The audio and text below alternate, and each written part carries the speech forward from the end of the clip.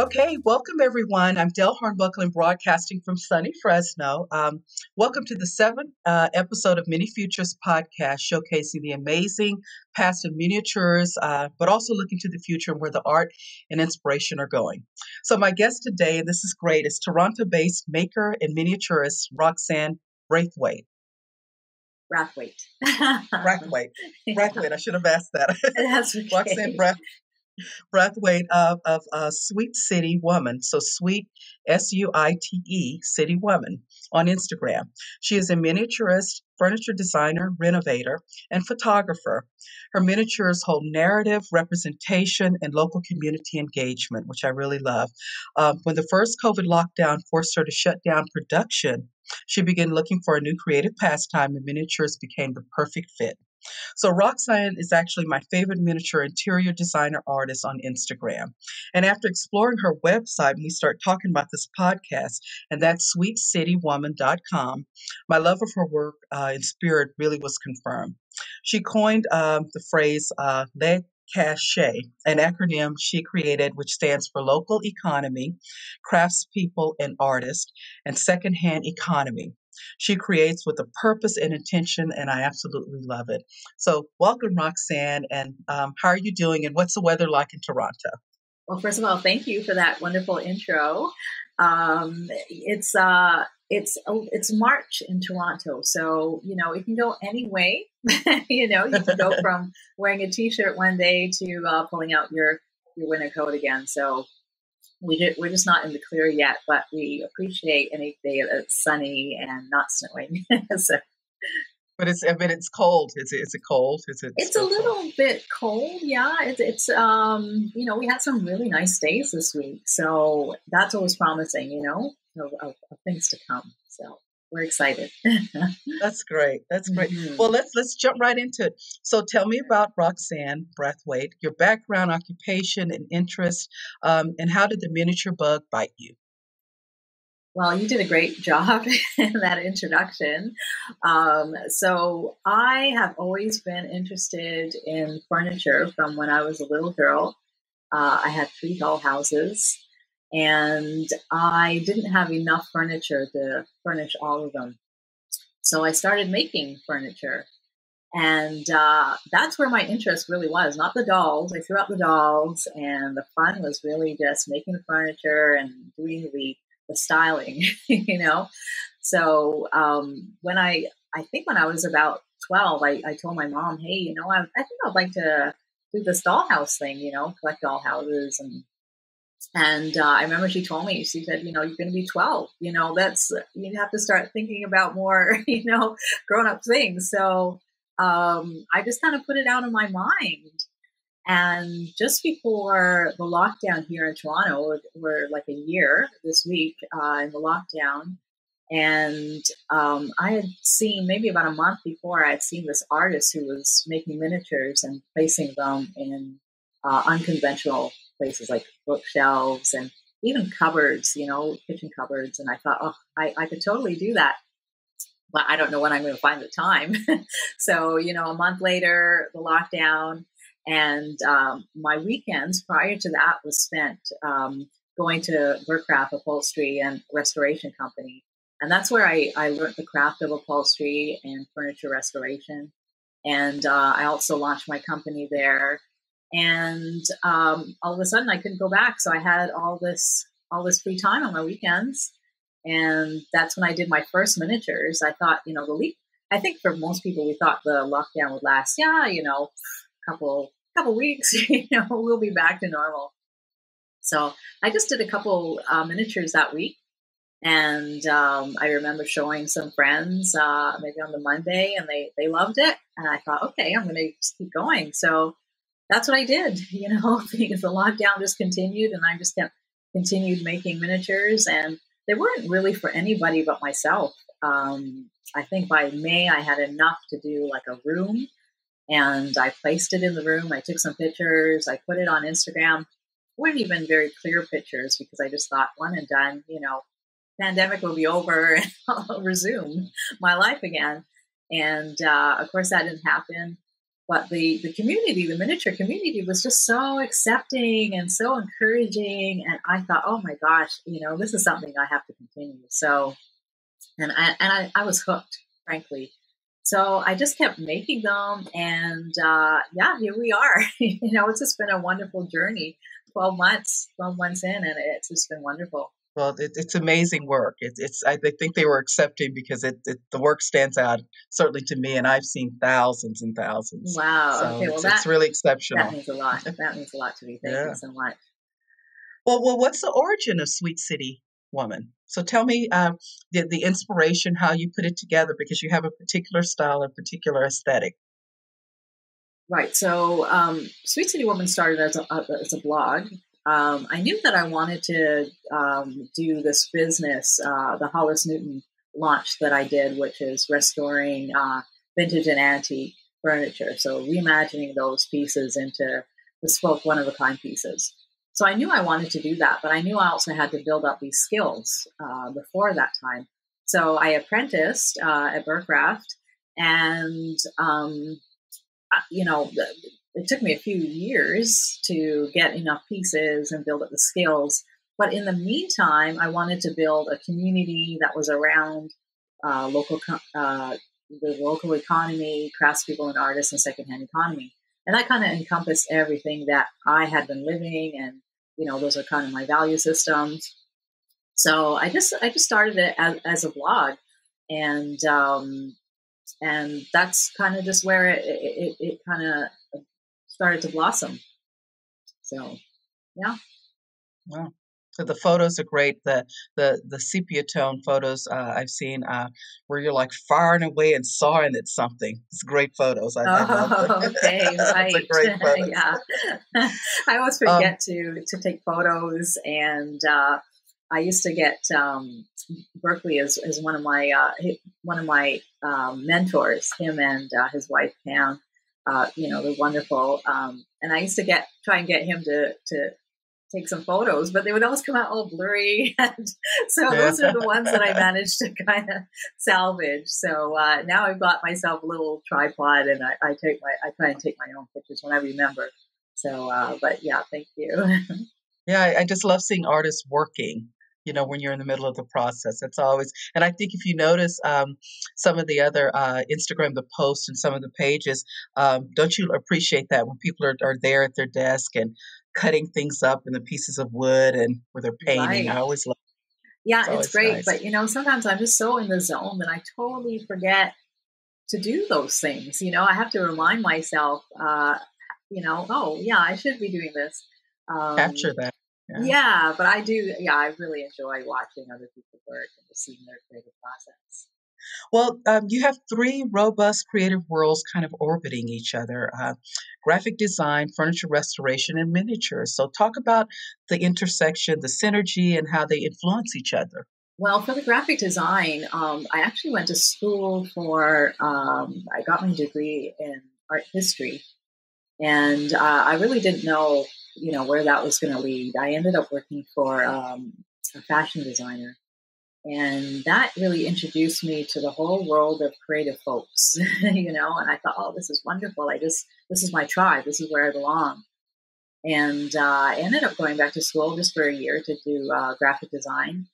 And I started working in the field, and that kind of made everything else possible, because that was paying the bills and everything. So, in the background, I was doing the furniture thing, but yeah, I just kind of always, the love of furniture was always there.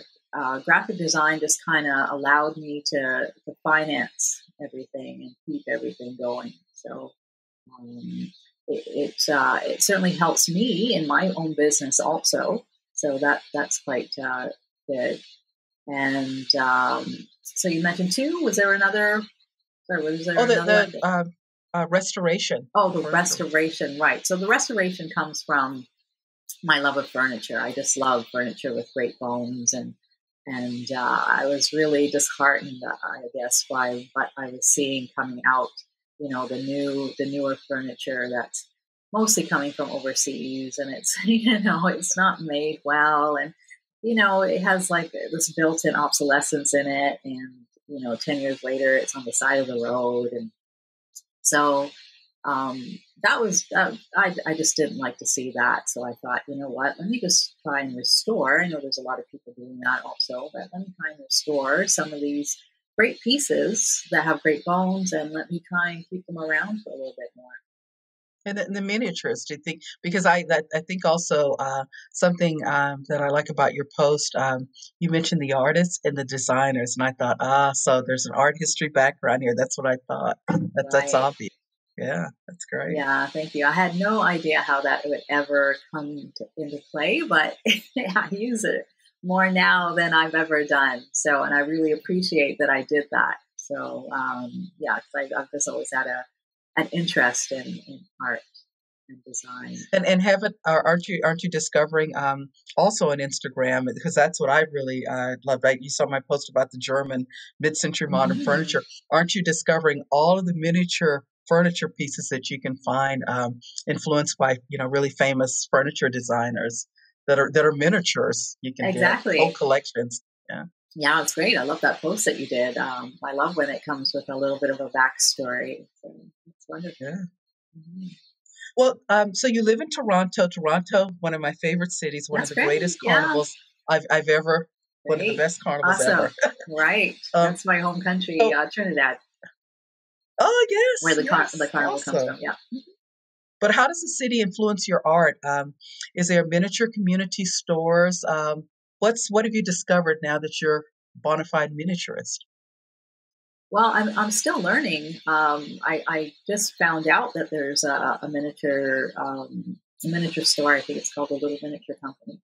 Um, and it's not too far from me. I think now that we're kind of off the leash, the COVID leash, allowing us to roam about, I might take a bike ride up there and just see what they have. Um, and then there's some wonderful Toronto miniature artists that I found. Um, but the greater community, the greater artistic community is really well established here in Toronto, as with most big cities. So it's really quite nice to be surrounded by creative people and supported by other creative people. So yeah, it's a great city for that, definitely. Well, you incorporate so much. You've just touched on this. You incorporate so much fine art and design in your miniature work, the photography, the frames, etc. Um, so much you incorporate so much in your miniature work, like notable painters, illustrators, and probably furniture designers. It's such a departure to me. So, talk about that and the inspiration. Well, the inspiration probably just comes from my love of design. Um, Part of my studies was always not only paintings and sculpture, but also architecture and furniture design. So I just carries a lot of that into my work. I also just, I have always explored and been interested in other disciplines. So I also paint, I weave, I do all these other things that really translate well into miniatures. So it just seems like almost the perfect thing that captures everything that I do. And yeah, I just it's just wonderful. The miniatures. I just love the how it allows me to express all these different talents that I've kind of built up over the years. Well, you weave your creative spirit, your family history, and something else I love, and your Caribbean roots in your miniature artwork. Please talk about that and how's it been received on Instagram? Well, I've got nothing but love on Instagram. It's so wonderful just to get some of the feedback I've been getting. Um, I I really make an attempt to kind of reach out to all the other miniaturists. I just want to see what they're doing and also support them. It's really wonderful also when you could bring your culture into a medium that you don't see a whole lot of. I'm sure it's out there, and I've seen some smatterings of it here and there. But I just very proudly put it out there. When I was first doing the miniatures in the first lockdown, I was actually trying to recreate my own living room. And of course, I also design my full scale. I like to surround myself with a lot of cultural things.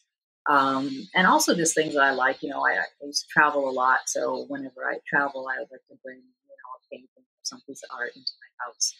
So those are just some of the principles that I've brought into the miniature. So in every space, I'm sure you'll see like repeating themes. You'll see something very cultural. You'll see books and plants, and that's just the style that I really like. I love a lot of visual texture and real materials like Yes. wood and leather, metals, and so I just bring the same style and the same spirit that I use in full scale into the miniature. So yeah, so that's probably why a lot of I would think that most of my spaces, my miniature spaces, kind of have like a similar theme. So that's kind of where it comes from, the full scale style that I like. It's beautiful. It's very intentional, and it's evident. It's absolutely beautiful. That's I love your posts. I really do. Yeah. Um, what's the story behind? Because I've started using it, so I'd have to like ask what the origin is. So what's the story behind hashtag Black Creative Collective? So I grew up thinking I was the only Black miniaturist, and not even really a miniaturist growing up, but just loving miniatures.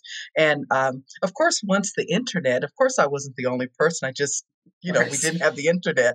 Right. There are thousands out there, and just oh my goodness, the little community we have on Instagram, just wonderful artists. So, Hmm. Hmm. yeah, what's the story behind it? Because I've started using the hashtag as well. Okay, great. Well, I don't know if I could take the credit for it because I connected to somebody. Her name is Paige, and she lives in. You probably follow her, or she follows you.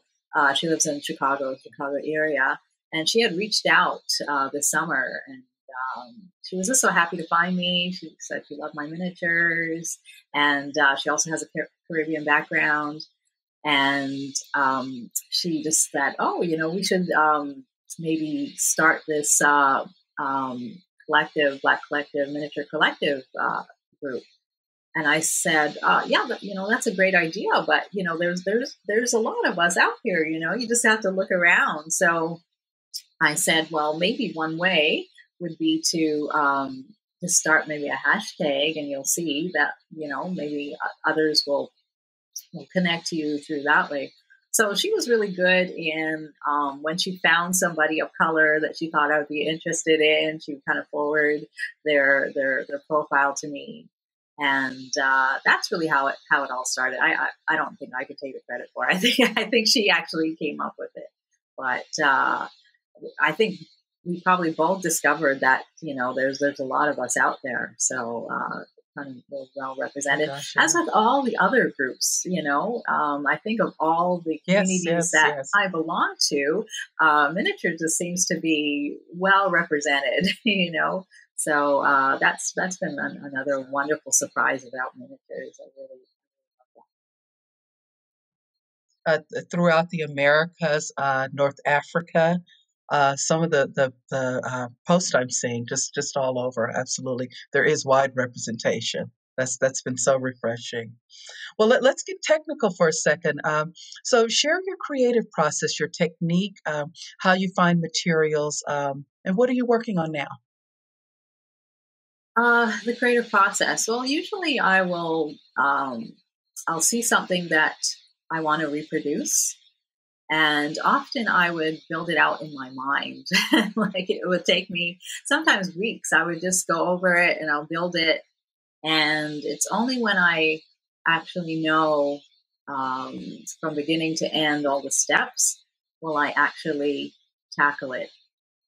And even at that, when I start tackling it, sometimes it's like not exactly how it plays out in my mind, so I have to make some changes. And usually at the point where it's done, actually sometime in the middle, I have to determine, okay, is it going the way I want to? Do I want to abandon this? Do I want to keep going? So if I keep going and it gets to the end and I'm happy about it, usually I have that feeling inside, oh, this is good. I really love it.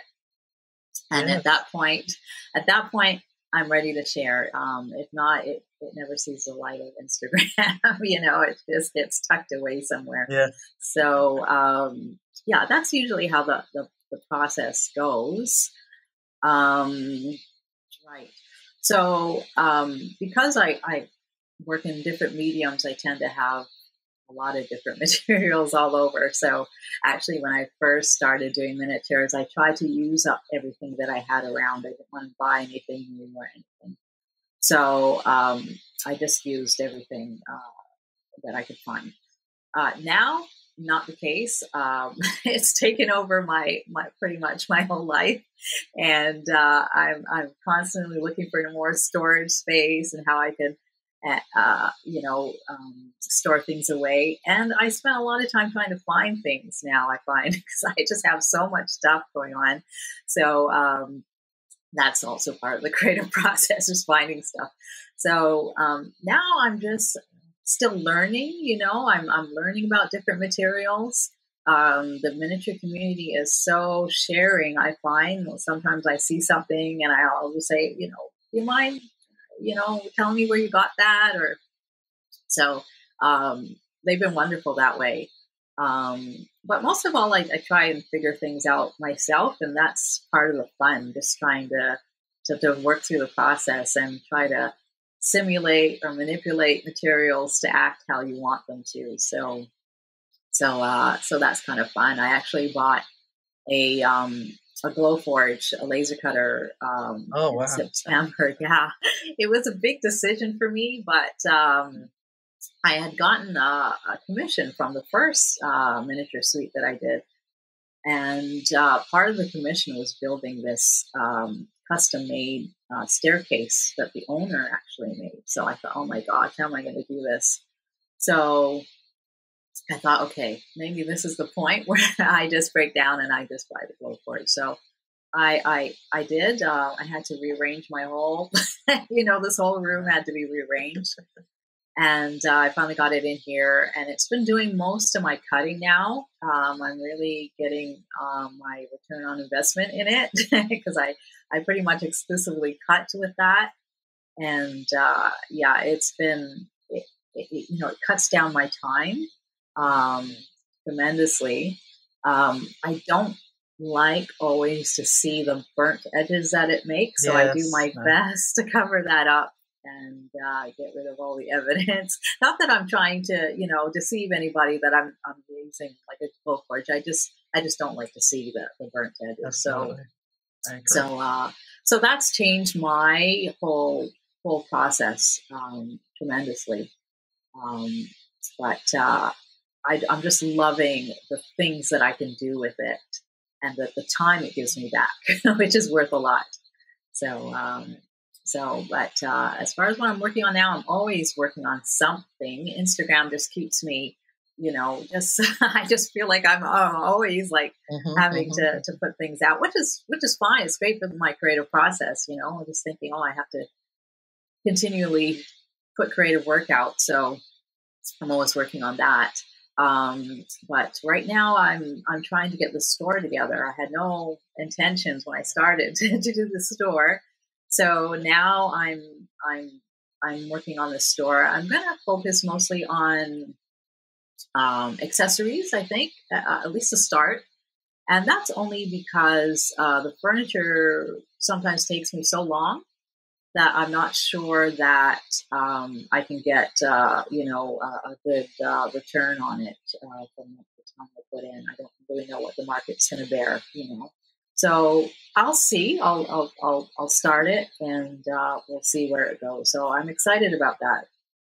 And then the other thing that I'm working on, and this probably won't go off until 2022, but I'm working with a curator, and he is doing a show for.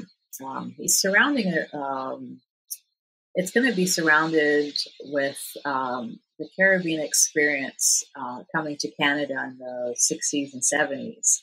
So a lot of our parents who came that time and maybe, bought their first home, the basement was this place where, the kids played and stuff, but when it came to like celebrations, like anniversaries and maybe a New Year's Eve party, the basement was a place where you had these parties, and they tended to all look the same, and more Caribbean people, and share experiences with.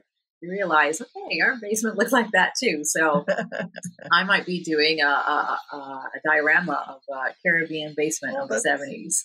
So that is so exciting to me. I'm really looking forward to that. wow. That's So so I have a cool. whole year to plan it. So It's awesome. it's, I have big plans for that. So yeah, that's exciting. That sounds amazing. You shared one image that I made a mental note to ask you about that I'm intrigued. So it looked like it was an exhibit. I don't know if it was a gallery space or bookstore. I couldn't quite tell, but you had like small dioramas there. So talk about that. It definitely looked like an exhibition or something. Right. So in January of this year, I did a show. It was part of a design TO. Uh, and this is an annual um, creative festival that takes place every year. And it's just an event that, designers, multidisciplinary design and creative thinking, so they'll have, events and window displays, and because of the COVID, that it took on more of an online thing for some of the creative forums. But I took part in that, and my exhibit was called Three Miniature Suites. So what I was showing was um, how COVID has exacerbated certain social issues.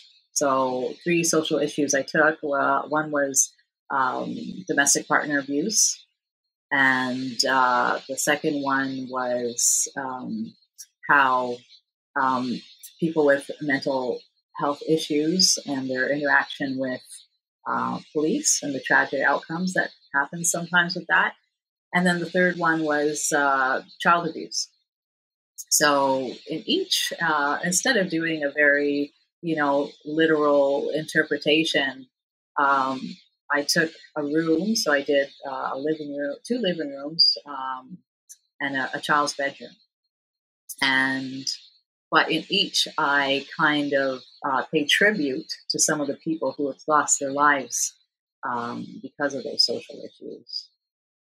So I exhibited in Augustus Jones, which is a furniture store not too far from me. And it was a window display, and the boxes, the three boxes, they were about 12 by 10 inches. And yeah, we just put it in the window, and it was pretty well received. I was really happy with the feedback that I got, and it was covered by one of the major newspapers here, and That's great. I was interviewed by one of the directors at Design CEO. Yeah, it was a really wonderful experience. I really, going in, it was the first time I did something like that. And I chose miniatures because I thought, oh, everybody kind of relates to miniatures. Is this something that we all, whether it was Legos when we were kids, dollhouses, So I thought, okay, this is like a really good medium to tell this message. And the idea actually came about on two fronts. One was a conversation that I was having with a friend of mine, and we were just talking about all the crimes that would go up or down with COVID. So we naturally we thought of domestic violence and child abuse. And then the other front was my second installation that I did. The first piece that I put out, actually, right after that, the Black Lives Matter protests erupted. So that would have been like in the end of June, May, I believe. And so when I was working through this, I just, it was just a very sad time, frustrating time, angry time. And my work just kind of took on this therapeutic nature to it. So I ended up actually doing 3 portraits, and Ahmaud Arbery, Breonna Taylor, and George Floyd. And I just worked that into my interior. And the feedback that I got from that was just, it was just unexpected. A lot of people were saying, it's just, it just such a thoughtful place, contemplative space. Yeah. And so I thought, okay, this is a great medium to present a message.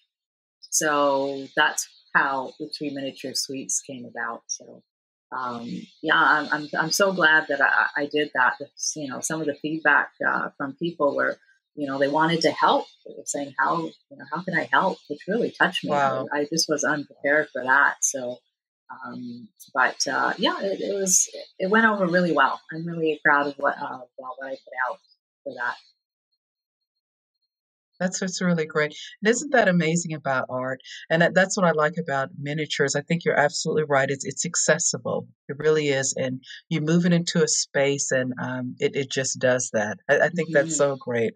What a great story. That's I'm so glad it was successful. It's really great to hear. Um, so yeah, it's just making me think. It's making me really think about that. What an experience. And I hadn't thought about. I'll just say I hadn't thought about. You're absolutely right.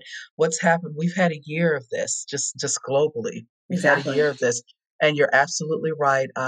What it's done to the social issues that were already there. I hadn't Right. really thought about that. To Yeah. use art to speak to that. Exactly. Yeah, it made other people aware, which that was always my intent. I was hoping that it would. Um, and yeah, I was just so, like I mentioned, really touched that people were just more engaged with it.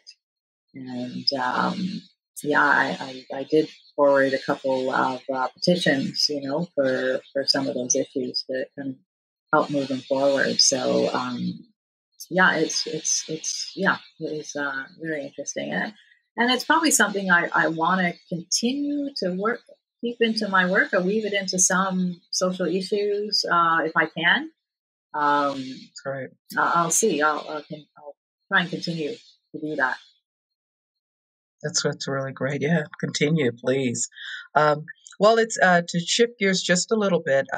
It's that moment now. So let's take a look at the studio. Now, remember, I told you about the camera, but more than anything, do you have some pieces to share? That's probably easiest because I do have some great images.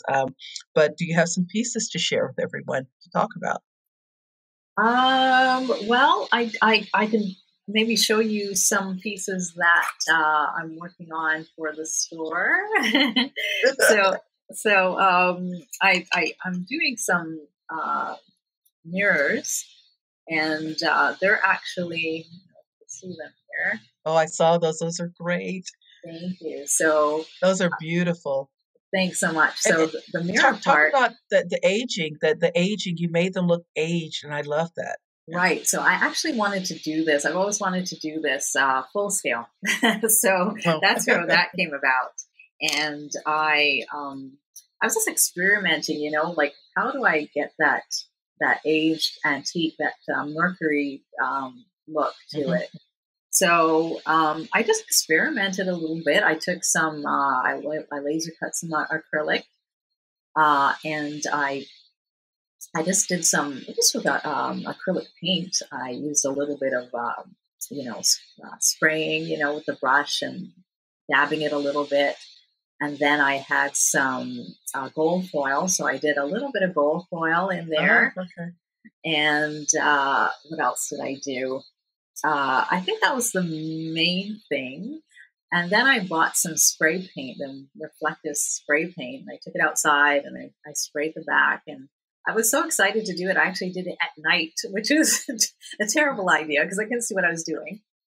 So, I took it inside and I was like, oh, okay, it looks okay. And then I also had some adhesive, kind of this adhesive paper that's reflective also. So if there was any gaps, I had it on back of I just put a backing on the and stuck that to it, and then put the acrylic and then the frame around it. And I had bought this. I went to the leather store and I saw this piece of snakeskin. It was so beautiful. I just had to have it. So I didn't know what I was going to do with it. And I actually made, I did one Milo Brockman chair out of it. And then I had all this other piece left over. So I thought, okay, let me try and do it. Just, place it around the frame. And so that's what I did. I just kind of fit it in there. And yeah, I thought it came out not too bad. Yeah, not too bad. And then, yeah, that's what I was talking about, the back. I just put the back, and the adhesive part is the stuck to the front of that. So there's that. And then the frame pictures, which you'll show, those were some photos that I've just loved photography. I think I got that from my dad. My dad just loved taking mostly black and white photos, but he was really, really into photography as a hobby, and I just kind of grew up watching him do that. And I actually have a couple of his first camera, and I think his second camera I have in my bookshelf somewhere. And that's great. Yeah, so I owe that to him, I think, and I just love it. And now that I have my camera, and everybody's taking pictures with the camera, I always have my phone with me. So yeah, it's just the opportunity is always there to take a picture. And of course, I love staging pictures also. I love flat lays. I love collecting vintage stuff. So yeah, you'll see a lot of that theme throughout my photography. So do you have your Etsy shop? Is it up and running? The Etsy shop is not up and running for the miniatures. I do have a Etsy shop, but I was selling upholstery tools. Yes. And it's really I certainly couldn't live off of that. It's really been a slow build. So, and I just kind of did it for the website. There are people, especially in remote areas, that always don't have access to upholstery tools. So those kind of make up most of my customers. But it's really not worth it, for me to keep around. So I think I'll just do a transition. If there's some way I can keep both, maybe I'll do that. But I think it might be time just to retire that and then just shift to miniatures and just do that as a Sweet City woman. So yeah, the deadline. I'm giving myself a deadline. So late spring is when I would like to launch it. Okay. So look out for that. Oh, I will. So I'm going to be doing, like I said, mostly accessories. I'm also doing a line of wall murals. So yeah, I'm really excited about that. So I'm just talking with the printer right now, just going through that, and some pillows and some other smaller textile things put out there. And I'm always thinking about other things I could put out. I'm working actually with an artist, Christine Taffelon. She does pottery. She's really good at it, and I just thought it was a good fit. You'll probably see some of her pieces in my. Yes, I have. So, yeah. I'm going to add her pottery to the mix. So that's great. So yeah. It's really nice to work with other artists also. Absolutely. So we'll see. It'll be nice to add other artists as I go along. I know most of them are kind of doing their own thing and selling through their own channels, but yeah, we'll see. We'll see how that works. Late spring. Okay. I'm making a mental note here. Okay, all right. Really, I'm looking forward to it. I'm looking forward to seeing it. So. Yeah, thank you. Well, how did you feel when you started getting recognition, attention to your talent and skill? You have close to 2,000 followers. That's impressive in a year. Yeah, I'm not really sure how the numbers translate. Like what's good and what's okay, I don't know. But that's a lot. Yeah. Okay. Yeah. I it's for me, it's a manageable number, and I say that because one of the nice things I love about social media and Instagram in particular is that even though I haven't met a lot of people, I kind of feel like I have a connection to them. We message each other, we exchange, we support each other, and I find that really wonderful. I actually try and remember everybody's name. Like, sometimes everybody doesn't put their name in their profile. But I do love, just addressing people by their name and thanking them by their name. And I kind of fear if that number gets so big, I'm going to lose that connection with people, because that's really what I enjoy, is just putting out that creative work, and then just people enjoying it, and people like just, some of the comments I get are just so wonderful. So, and I always like, like I say, to respond with their name and support them. So, if that number gets bigger, and I assume it will, I don't want to lose that connectivity to everybody. So, I don't know. If you know a way, let me know how to stay connected. Yeah, it's the internet. So and some, you find that some people, you connect more with others. Just you have a kind of a deeper connection. It's just It's just the way it is. it reflects what goes on outside of Mhm. the That's social exactly media. right. Yeah, That's exactly exactly. right. But yeah, one thing I miss from, just to go back to the show, because of COVID, things were truncated, and things kind of shifted. And usually there's a reception or something, and that gives you an opportunity to meet a lot of different people. And this is my first show, so I don't know, I can't compare it to anything else, but I would have loved just to meet people that saw the show, or and just kind of see them face to face, and just talk to them.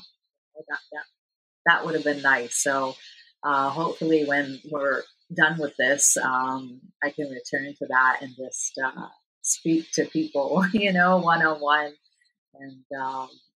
and just just learn a little bit more about them, and their connection to miniatures, and even people who didn't even think they were into miniatures. That's always kind of fun Right. to meet those people also. So I'm looking forward to that time when I can just meet people face to face. Well, who else out there who also creates miniatures that you really admire, and who should we check out? Who do you really like?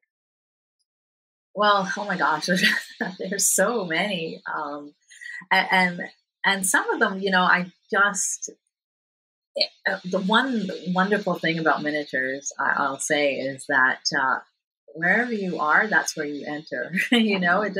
It doesn't matter if you're, the best craftsperson, or you have the biggest collection, or whatever. If your passion is in it, I'll pick it up and I'll go with it. And I love it about miniatures. But so some of the people that I follow, it's not that it's not that they stand out in any other way other than they have a big heart for miniatures. So I just really love that. There's a couple of Toronto people who are local, that I follow. Jen from Bite Size Clay. I just love, I love that you can get into this field with just doing one thing really well, and she does food. So, and mostly like these, pastries, and they just look so real. Like I'm Right, staring it's at them amazing. for minutes, just thinking, no, this is not clay. This is, so, but she's amazing. And there's another Toronto artist, the Miniature Pottery Project, I believe. She does amazing ceramics, and she uses this miniature pottery wheel, which I never knew existed. I actually bought one, but I'm terrible at it. But she does some amazing work. So I just love that you can just do one thing like really well, and that's it for Right. you. Right. So Right. yeah, so but yeah, there's just so many artists that I just love. And there's other artists that are not even working in the miniature field, but they inspire me. Like I just love what they do, and I was talking to one artist. I think she goes by Carnival Anne. She does pottery, like full scale. Um, but I love her stuff, and I thought, oh my gosh, her stuff would look just so amazing miniature. And there's a few of them. Becky, I can't remember her full name, but she works in miniature, and she does these miniature sculptures.